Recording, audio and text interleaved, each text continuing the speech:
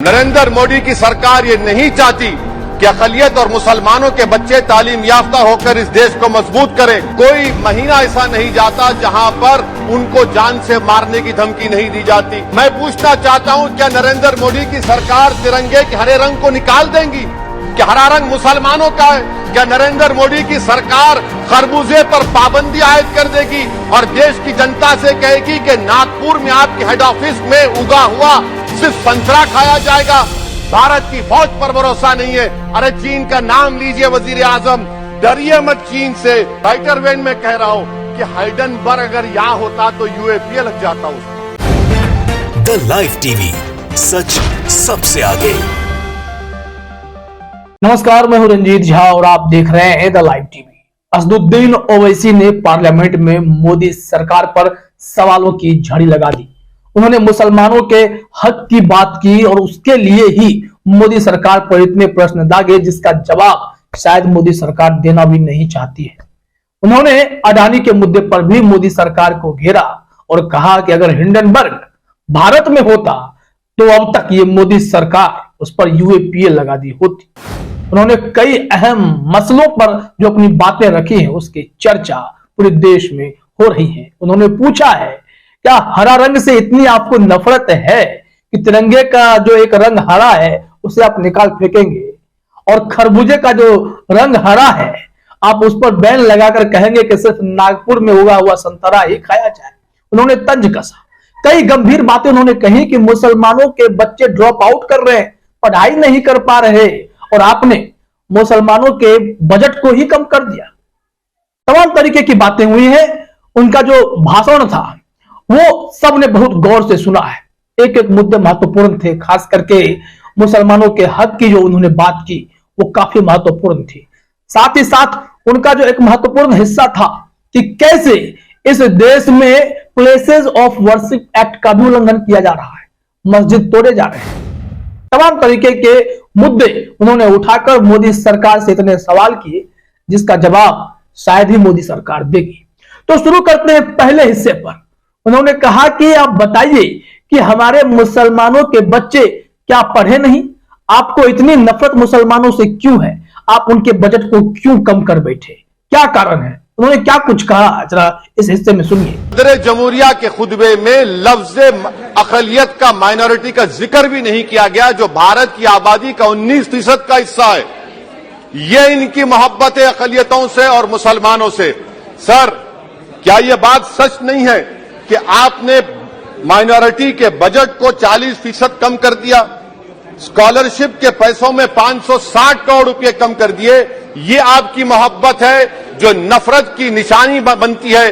नरेंद्र मोदी की सरकार ये नहीं चाहती कि अक़लियत और मुसलमानों के बच्चे तालीम याफ्ता होकर इस देश को मजबूत करें।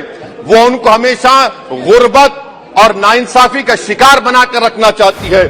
तो सुना आपने, असदुद्दीन ओवैसी ने कहा कि मुझे उम्मीद थी कि अभिभाषण में इन बातों की जिक्र की जाएगी, लेकिन एक भी लाइन मुसलमानों के लिए नहीं थी। क्या कारण है?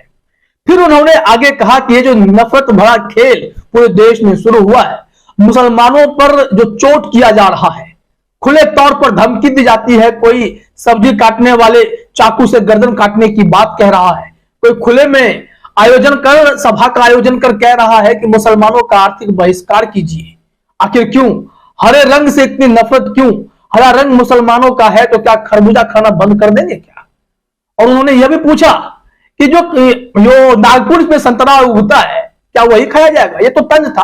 खैर, इस मुद्दे को, इस हिस्से को भी सुनना जरूरी है। वो क्या कुछ कहना चाह रहे हैं, देखिए जरा। अक़लियतों को मुसलमानों के ताल्लुक से कोई महीना ऐसा नहीं जाता जहां पर उनको जान से मारने की धमकी नहीं दी जाती। बरसरे इख्तिदार जमात के एक एमपी साहिबा ने कहा कि चाकुओं को सिर्फ तरकारी के लिए इस्तेमाल मत करो, गर्दनें काटने के लिए इस्तेमाल करो। बरसरे इख्तिदार जमात के एक एमपी ने दिल्ली में कहा कि मुसलमानों का समाजी बायकॉट करो। बरसरे इख्तिदार जमात ने गुलबर्गा के रेलवे स्टेशन को हरा रंग किया गया था, उसको ये कहकर तब्दील कर दिया कि मुसलमानों का रंग है। सर, मैं पूछना चाहता हूं, क्या नरेंद्र मोदी की सरकार तिरंगे के हरे रंग को निकाल देंगी? क्या हरा रंग मुसलमानों का है? क्या नरेंद्र मोदी की सरकार खरबूजे पर पाबंदी आयद कर देगी और देश की जनता से कहेगी कि नागपुर में आपके हेड ऑफिस में उगा हुआ सिर्फ संतरा खाया जाएगा? तो सुना आपने किस तरीके से उन्होंने मोदी सरकार की जमकर आलोचना की और मुसलमानों के हक के लिए और मुसलमानों के साथ हो रहे अन्याय के लिए उन्होंने पार्लियामेंट में जमकर आवाज उठाई है। असदुद्दीन ओवैसी ने तो यहां तक कहा कि मैं मुसलमान हूं, इस देश का कैदी नहीं हूं, मैं यहां पर हक हकूक की बात करता हूं, मैं सबके लिए लड़ाई लड़ रहा हूं। उन्होंने मुसलमानों के आरक्षण की बात की, क्यों नहीं मिल रहा है? बिहार में जो मुसलमान हैं उनको अभी तक दलित कैटेगरी में क्यों नहीं रखा गया है? क्यों नहीं उनको कैटेगराइज किया जा रहा है? आरक्षण क्यों नहीं दिया जा रहा है? तमाम ऐसे मुद्दे असदुद्दीन ओवैसी उठाते हुए नजर आए। साथ ही साथ उन्होंने चीन के मुद्दे पर भी सवाल खड़े किए कि चीन से आप इतना डरते क्यों हैं? डीजीपी अपनी रिपोर्ट में कहते हैं कि जो पेट्रोलिंग पॉइंट है उसमें से 36 पॉइंट पर हम पेट्रोलिंग ही नहीं कर सकते। हमारे जांबाज सिपाही सेना जो इतनी ऊंचाई पर खड़े होकर सालों से इस तरीके से डटी पड़ी है, लेकिन आप है कि चीन पर एक शब्द नहीं बोलते। डर क्यों लगता है? आप डरते क्यों हैं? उनके इस हिस्से को भी सुनिए कि ओवैसी ने कैसे मोदी सरकार पर गंभीर आरोप लगाए हैं। स्पीकर साहब, मैं मुसलमान हूं, मेरे बगैर ये मुल्क नामुकम्मल है। मैं इस मुल्क का यरगमाल नहीं हूं, मैं इस मुल्क का कैदी नहीं हूं। मैं पूरे सिटीजनशिप की राइट को चाहता हूं और अभी चाहता हूं।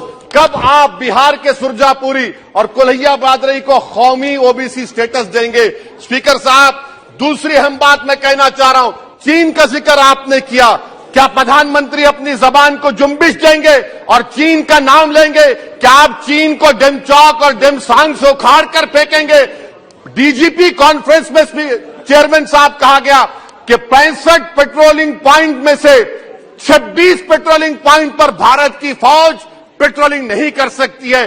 चीन से आप डरते हैं। अरे डिसएंगेजमेंट हुआ तो डी एस्केलेशन कब होगा? डी इंडक्शन कब होगा?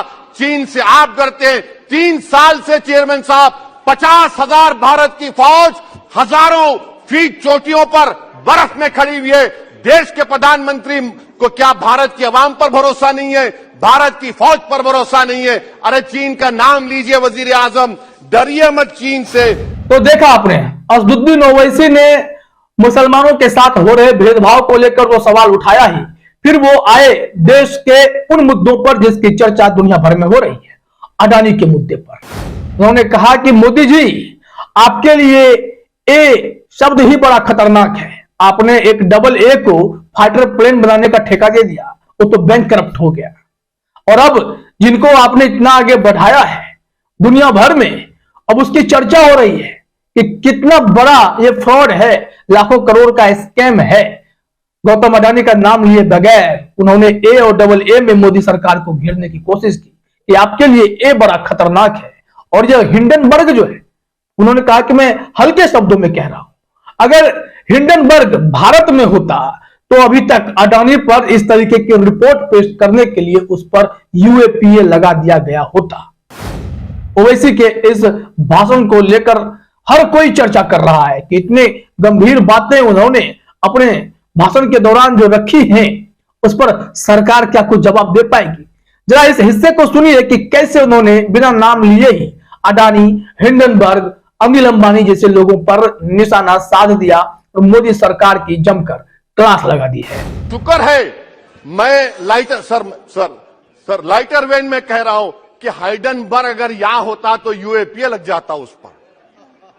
और सर, मैं नरेंद्र मोदी सरकार को मशवरा दे रहा हूं लाइटर वेन में कि ये अंग्रेजी का अल्फाबेट ए बड़ा अशुभ है आपके लिए। डबल ए को आपने कहा कि बेटा फाइटर एयरक्राफ्ट बना, बैंकरप्ट हो गया। अब कैपिटल ए को आपने 17 इंडस्ट्री दे दिए, हम पूरे विश्व में मार्केट कैप हमारा 5वें नंबर पर आ गया। सर, देश के प्रधानमंत्री से बताना चाह रहा हूं कि वजीर दाखिला का नाम भी ए से शुरू होता है।